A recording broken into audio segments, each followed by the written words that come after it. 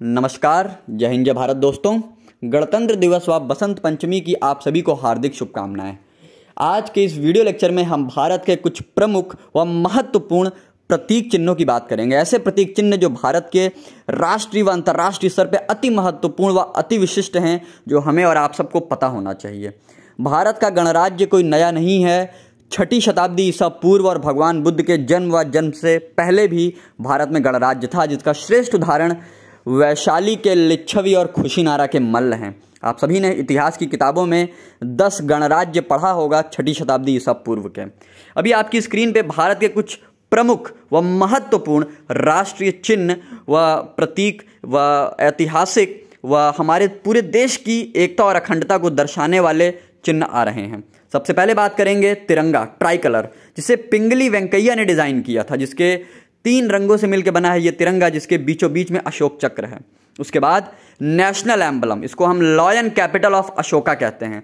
अशोक के सारनाथ स्तंभ से इसको लिया गया है। कहते हैं सम्राट अशोक, मौर्य राजा अशोक का ये चिन्ह था, जिसमें 4 शेर होते हैं, 3 आगे हैं और 1 पीछे की तरफ।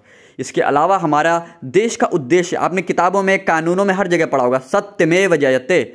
ये मुंडक उपनिषद से लिया गया है। इसको मुंडको उपनिषद भी कहा जाता है। सत्यमेव जयते यानी कि सत्य अकेला ही जीत सकता है। इसके अलावा नेशनल एंथम जन गण मन, जो रविन्द्रनाथ टैगोर, गुरुदेव रविन्द्रनाथ टैगोर ने लिखा था, जिसकी भारत भाग्य विधाता की पंक्तियों में से हम पहला स्टैंजा हमने लिया है। इसके अलावा वंदे मातरम बंकिम चंद्र चटर्जी ने लिखा, जो हमारा राष्ट्रीय गीत है। इसके अलावा इंडिया की जो नेशनल प्लेज है वो तेलुगु के एक लेखक सुब्बा राव ने लिखा है। इसके अलावा आजकल नोटों पे जो र का प्रतीक चिन्ह दिखता है, ये IIT, वर्तमान में वो IIT गुवाहाटी में डिज़ाइन के एसोसिएट प्रोफेसर हैं, डी उदय कुमार। इन्होंने ये रुपी का R सिंबल डिज़ाइन किया है। आजकल ये भारत का राष्ट्रीय व अंतर्राष्ट्रीय रुपए का चिन्ह है। आपके सामने स्क्रीन पे जो लोग नहीं जानते कि नेशनल प्लेज, अभी मैंने बताया कि सुब्बा राव जी ने इंडिया की नेशनल प्लेज को लिखा है, तो ये आपके सामने स्क्रीन पे नेशनल प्लेज आ रही है। ये लगभग सभी स्कूलों में, सभी राष्ट्रीय कार्यालयों में, दफ्तरों में आपको देखने को, सुनने को मिल जाएगी। इसके अलावा अगर हम बात करें तो भारत के ये सारे प्रतीक चिन्ह अपने आप में बहुत महत्वपूर्ण हैं और हर किसी के पीछे कोई ना कोई एक बड़ी कहानी है। अगर हम बात करते हैं हमारे देश की राष्ट्रीय रिवर, यानी कि हमारे देश की राष्ट्रीय नदी कौन सी है, तो गंगा। आप सब जानते हैं कि गंगा के बारे में तो हर किताब में, हर पुस्तक में अलौकिक रूप से लिखा गया है, कहा गया है, भागीरथी और अलकनंदा जब मिलती हैं तो फिर गंगा बनती हैं। इसके अलावा डॉल्फिन, गंगा के नदियों में, गंगा में पाई जाने वाली जो डॉल्फिन है, ये हमारी देश की एक महत्वपूर्ण प्रतीक चिन्ह में से एक है, या हमारी धरोहर है, आप ये कह लीजिए। इसके अलावा tiger is also known as the national animal of India. इसकी शक्ति, इसकी मजबूती, इसकी दृढ़ता व इसके शिकार करने के तरीके, और हमारे देश में देखा जाए तो माँ दुर्गा की सवारी भी हम टाइगर को देखते हैं, देखते आए हैं। सिंह जिसे कहा जाता है, सिंह।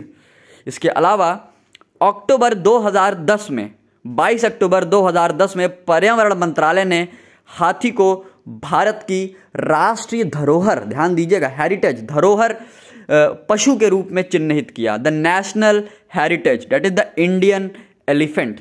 ये हमारे भारत का राष्ट्रीय, देखिए हाथी एक ऐसा पशु है जो हम सभी बचपन से देखते आए हैं, सुनते आए हैं। सनातन संस्कृति में भी इसका महत्वपूर्ण स्थान है।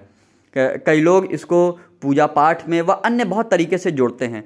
असम में अगर आप चले जाएं तो काजीरंगा पार्क और असम के कई क्षेत्रों में आपको बहुतायत मिल जाते हैं। हालांकि आजकल हाथियों को बहुत गैरकानूनी तरीके से मारा जा रहा है। सरकार इस पर कठोर और कड़े कानून भी बना रही है।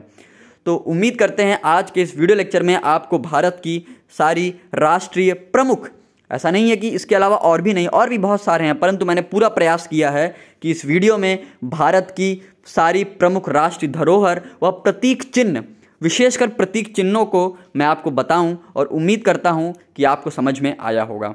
अगले वीडियो में हम जानेंगे गणतंत्र और लोकतंत्र के बारे में। नमस्कार।